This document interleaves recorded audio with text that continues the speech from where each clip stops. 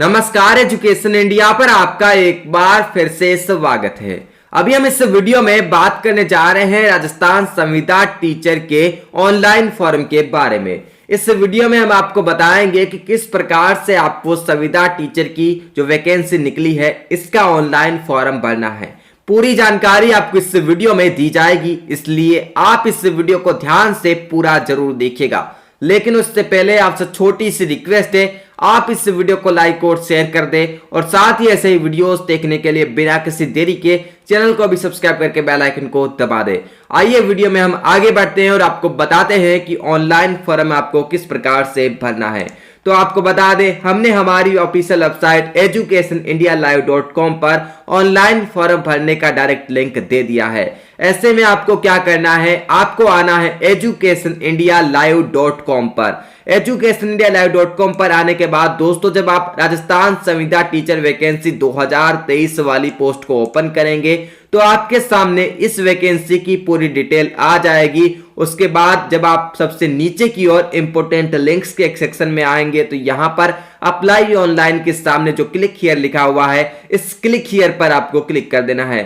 Click here पर click करते ही आपके सामने कुछ इस प्रकार से एक पेज ओपन होगा। यहां पर आपको अपनी एसएसओ आईडी डालनी है और यहां पर आपको अपने पासवर्ड डालने हैं। उसके बाद दोस्तों ये कैप्चा कोड आपको भर देना है और लॉगिन पर क्लिक कर देना है। जैसे ही दोस्तों आप एसएसओ आईडी में लॉगिन करेंगे तो आपके सामने कुछ इस प्रकार से रिक्रूटमेंट पोर्टल ओपन हो जाएगा। यहां पर साइड में आप ऑन गोइंग रिक्रूटमेंट का एक सेक्शन देख पाएंगे और इसी में आपको देखने को मिल जाएगा assistant teacher level 1 and assistant teacher level 2 recruitment 2023 और यहां पर इसके सामने अप्लाई नाउ का एक बटन है। इस अप्लाई नाउ पर आपको क्लिक कर देना है। अप्लाई नाउ पर क्लिक करते ही आपके सामने कुछ इस प्रकार से एक पेज आएगा। यहां पर आपको क्या करना है, एक पोस्ट सेलेक्ट करनी है। पोस्ट यहां पर आप किस प्रकार से सेलेक्ट करेंगे तो आपको बता दें, ऊपर ये टीएसपी एरिया की पोस्ट है और इसके साथ ही नीचे ये नॉन टीएसपी एरिया की पोस्ट है। तो आप यहां से पद जो है सेलेक्ट कर लेंगे। अब दोस्तों आपके सामने कुछ इस प्रकार से बेसिक डिटेल्स का एक पेज आ जाएगा।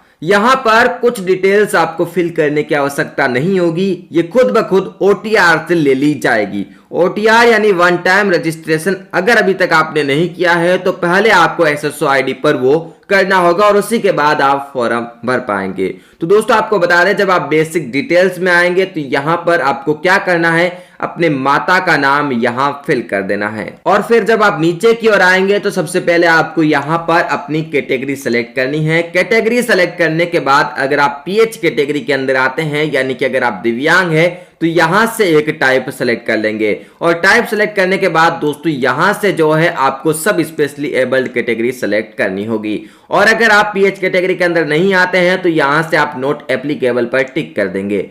और अब दोस्तों आपको धर्म के सेक्शन में आना है और यहां से आपको क्या करना है, अपना रिलीजन सेलेक्ट कर लेना है।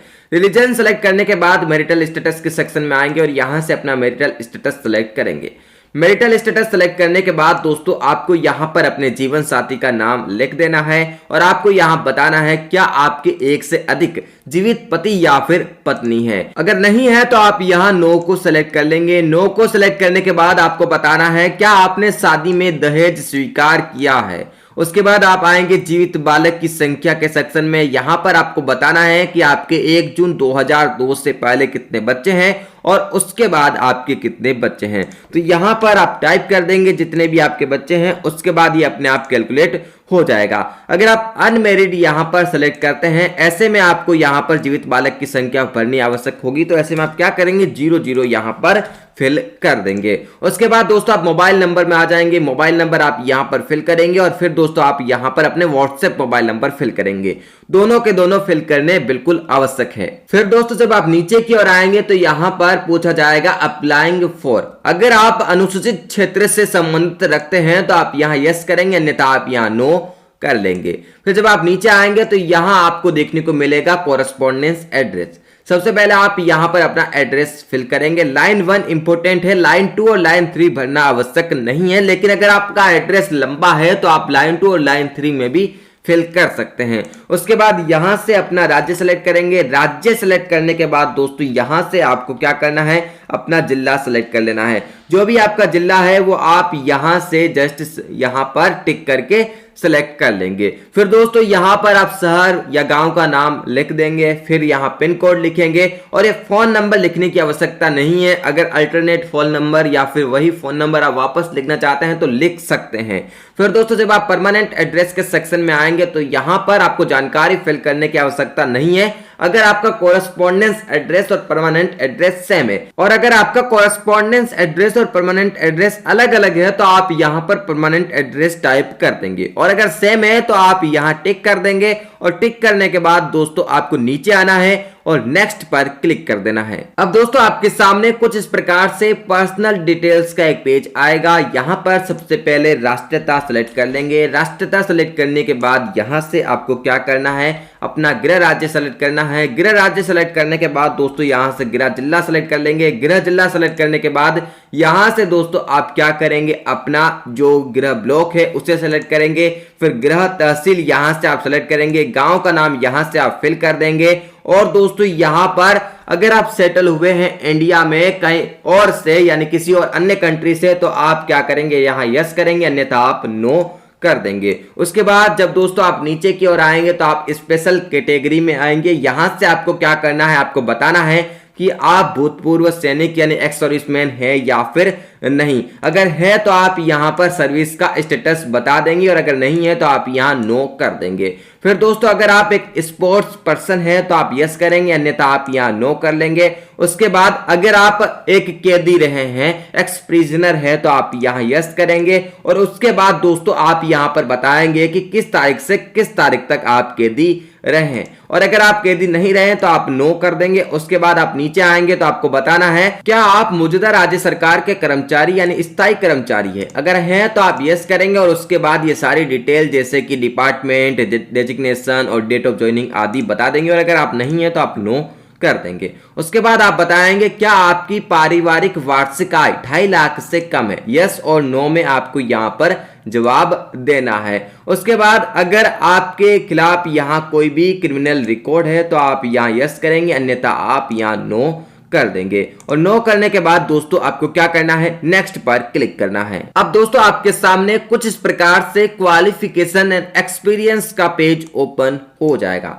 सबसे पहले आप यहां टिक कर देंगे। उसके बाद आप नीचे आएंगे, सबसे पहले 10th की डिटेल देंगे। 10th की डिटेल आप किस प्रकार से देंगे वो आपको बता देते हैं। यहां पर आप सब्जेक्ट समूह लिख देंगे। सब्जेक्ट समूह लिखने के बाद दोस्तों आपको क्या करना है, यहां पर बोर्ड का नाम लिख देना है। बोर्ड का नाम लिखने के बाद यहां आपको अपने रोल नंबर लिखने हैं। फिर दोस्तों आपको परसेंटेज में यहां पर रिजल्ट है तो आपको बताना है, और किस साल के अंदर आपका रिजल्ट आया था वो आपको यहां पर क्या करना है, बता देना है। जिस किसी साल के अंदर आपका रिजल्ट आया था वो आपको यहां टाइप करना है। उसके बाद दोस्तों यहां पर आपको ड्यूरेशन बताना है जो कि बिल्कुल यहां 12 मंथ रहने वाला है।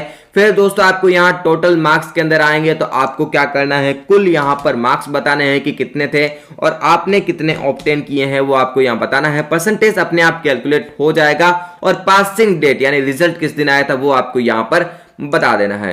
फिर दोस्तों यहां पर आपको इसी प्रकार से 12th की डिटेल देनी है। 12th में आपका जो भी यहां पर सब्जेक्ट समूह था वो आपको यहां पर बताना है। उसके बाद दोस्तों जब आप नीचे की ओर आएंगे तो यहां पर आप देख सकते हैं सबसे पहले आप 6th जो ऑप्शन है इसमें आ जाएंगे। ग्रेजुएशन के बारे में डिटेल दे देंगे और 6th के अंदर आने के बाद आपको यहां पर बताना है कि आपके पास बीएड है या फिर बीएसटीसी है। वो बताने के बाद आपको यहां पर ठीक उसी प्रकार से अपनी डिटेल देनी होगी। फिर रीट 2022 की डिटेल भी आपको यहां पर देनी होगी।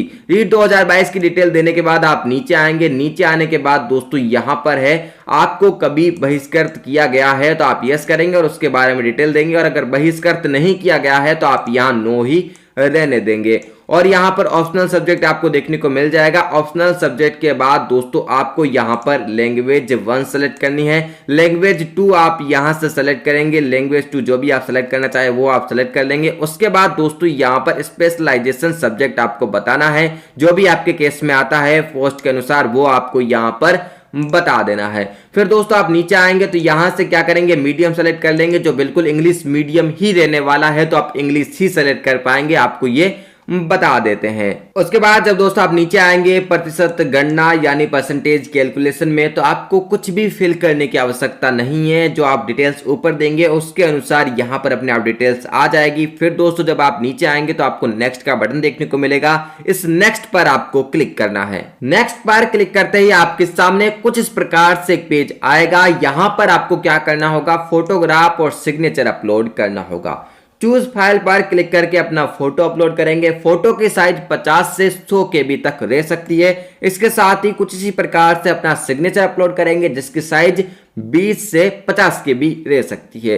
बॉडी मार्क में आप बता देंगे कि अगर आपके बॉडी पर कोई भी विजिबल मार्क है तो आप यहां बता सकते हैं, और अगर आप नहीं है तो ऐसे में आप दोस्तों नो मार्क भी लिख सकते हैं। उसके बाद दोस्तों आप नीचे की ओर आएंगे और नेक्स्ट पर क्लिक कर देंगे। अब दोस्तों आप अगले पेज यानी कि प्रेफरेंस के पेज में आएंगे। यहां पर आपको 30 प्रेफरेंस भरनी होगी। जैसा कि आपने पद सेलेक्ट किया था नॉन टीएसपी, तो यहां पर आप नॉन टीएसपी देख पाएंगे। उसके बाद आपको क्या करना है, यहां से जो है आपको प्रेफरेंस सेलेक्ट करते जाना है। सेलेक्ट पर क्लिक करेंगे और प्रेफरेंस भरेंगे तो उसी ऑर्डर में आपके सामने प्रेफरेंस आती जाएगी। तो प्रेफरेंस को आप ध्यान से भरिएगा।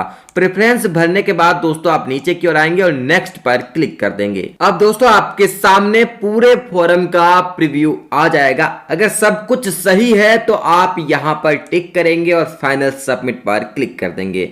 अगर आपको कुछ भी अपडेट करना है तो अभी भी आप अपडेट कर सकते हैं, और अगर आप सब सही है तो आप फाइनल सबमिट पर ही क्लिक करेंगे। अब आपके सामने कुछ इस प्रकार से एक पेज आएगा। यहां पर आप पे फीस का एक बटन देख पाएंगे। इस पे फीस पर आपको क्लिक कर देना है। पे फीस पर क्लिक करते ही आपके सामने कुछ इस प्रकार से एक पेमेंट का पेज ओपन हो जाएगा। यहां से आप नेट बैंकिंग के थ्रू जो है अपना पेमेंट कर सकते हैं। तो आपको यहां से एक पेमेंट मेथड यानी कि एक बैंक सेलेक्ट कर लेना है, और उसके बाद दोस्तों आपको पे नाउ पर क्लिक करना है।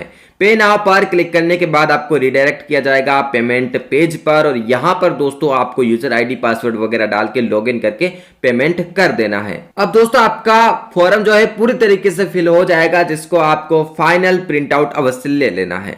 यह थी पूरी जानकारी राजस्थान संविदा शिक्षक भर्ती के बारे में। हमने आपको पूरी जानकारी दे दी है, ऑनलाइन फॉर्म भरकर आपको बता दिया है। अगर आपको वीडियो पसंद आया है तो वीडियो को आप लाइक और शेयर अवश्य करिएगा, और साथ ही ऐसे ही वीडियोस देखने के लिए बिना किसी देरी के चैनल को भी सब्सक्राइब करके बेल आइकन को दबा दीजिएगा। मिलते हैं आपसे अगले वीडियो में किसी नई जानकारी के साथ। तब तक